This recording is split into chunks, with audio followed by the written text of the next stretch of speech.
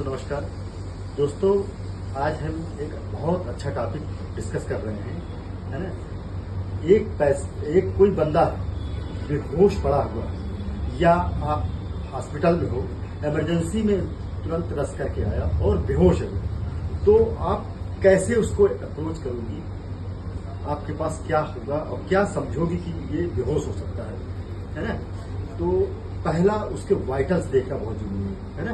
पहला हिस्ट्री आप देना है ना, कि जो आएगा डॉक्टर देर में आते हैं तो आपको पूछना है कि आप क्या पूछेंगे, कोई दवा तो नहीं खाया है, किसी दवा से ओवरडोज तो नहीं हो गया है, जैसे एल्प्रेक्स की ढेर सारी गोली खाए, नींद की ज्यादा गोली खाए बेहोश पड़ा है ना, या कोई अल्कोहल बहुत ज्यादा तो नहीं ले लिया है ना, तो उसको ये सब वो बता देगा कि ऐसी है।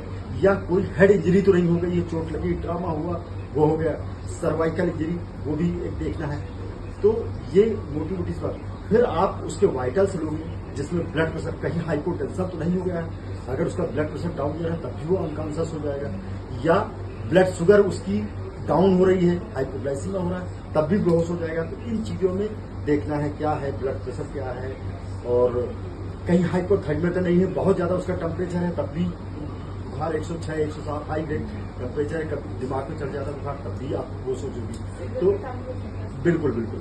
और यदि कोई बंदा सीओपीडी अस्थमा का पेशेंट है, सांस की बीमारी पेशेंट है, उसका ऑक्सीजन लेवल घट गया, एल्कोसिस हो गई, तो दिमाग में ये चढ़ जाता है, तो आदमी या फीमेल अनकॉन्शियस होने लगती है। इधर ही देखना ठीक। और कैसे डिहाइड्रेशन, बिल्कुल डिहाइड्रेशन भी होता है ना, डिहाइड्रेशन, लेकिन डिहाइड्रेशन बाद में होता है। डिहाइड्रेशन बहुत ज्यादा हो जाएगा तो डिहाइड्रेशन क्या होगा, बीपी कम हो जाएगा।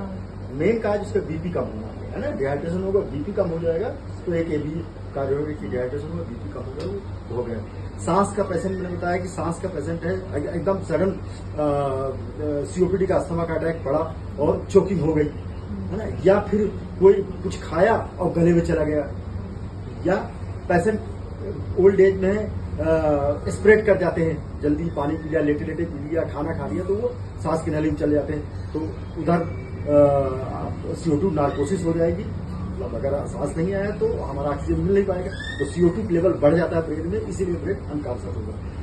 या कोई पेशेंट ऐसा है जिसमें आपका अमोनिया लेवल बढ़ जाए, हिपैटिक एनकेफेलोपैथी हो जाए, मान लीजिए उसका बहुत ज्यादा जॉन्डिस है, या स्टूल कई दिनों से पास नहीं हुआ, ये सब अमोनिया लेवल बढ़ा देते हैं और ब्रेन को अनकॉन्शियस कर देते हैं। तो इन पेशेंटों को आपको ऐसे दिमाग बनाना है कि उस पेशेंट में क्यों बेहोशी आई, बेहोशी, और फिर भी अगर कोई कारण नहीं मिलता है आपको, तो आप उसे कैसे, आपकी कुछ क्रियाओं से वो तुरंत बच सकता है। मान लीजिए कोई रोड में पड़ा है, आप उसे पहले क्या करना है, उसे हम CPR करते हैं, पहले क्या करना, 911 911 में फोन करना है, क्योंकि अकेले कुछ नहीं कर सकते हैं। फोन कर दिया, फिर उसको जगाना है, शोल्डर से पकड़ के उसको वो करके दाब के, है ना, और कैसे हो 2-3 बार उसको जवाब नहीं हुआ तो कुछ मिनट में आप जो है उसका ABC करिए। ABC किसे कहते हैं, ABC एयरवे देखना है, ब्रीदिंग देखना है। ब्रीदिंग कैसे देखिए, पेट ऊपर नीचे आ रहा है कि नहीं आ रहा है, सांस चल रही है कि नहीं चल रही है, और पल्स रेट, सर्कुलेशन देखना है कि उसकी पल्स रेट, आप ये पल्स रेट देखते हैं, है ना, कैरोटिड है और ब्रैकियल है, ये भी है, फिमोरल है, ये सभी पल्स आप देख सकते हैं।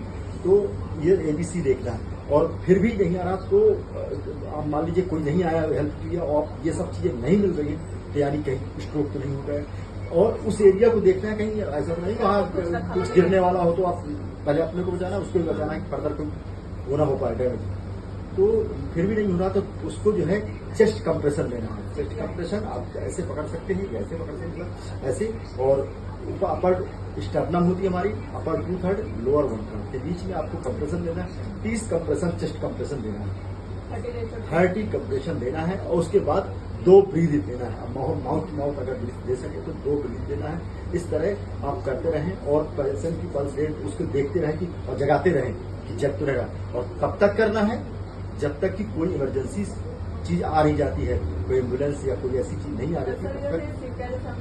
कितनी बार दे सकते हैं जब तक आपको पैसे, जब तक कोई इमरजेंसी शरीर वो नहीं आ जाता तब तक सीपीआर देते रहेंगे। क्योंकि आपके बस में कोई रिस्पॉन्स हो जब तक दे, और जब तक आपका कोई वो नहीं आ जाता, और जैसे ही कोई गाड़ी आ जाती, व्हीकल आ जाती, तुरंत आप उसको इमरजेंसी अस्पताल में शिफ्ट कराइए ताकि उसकी जान बचे। और कई बार होता है ये पेशेंट बिल्कुल ठीक हो जाता है ना, और चलिए तो आप उस समय हीरो बन जाते हैं कि यार तो सीपीआर सबको आना चाहिए। तो एक आज हम आपने सीखा कि कैसे अनकॉन्शियसनेस, क्या कारण हुआ, कैसे इसको मैनेज करेंगे, अप्रोच टू अनकॉन्शियस पेशेंट और हाउ टू मैनेज, है ना।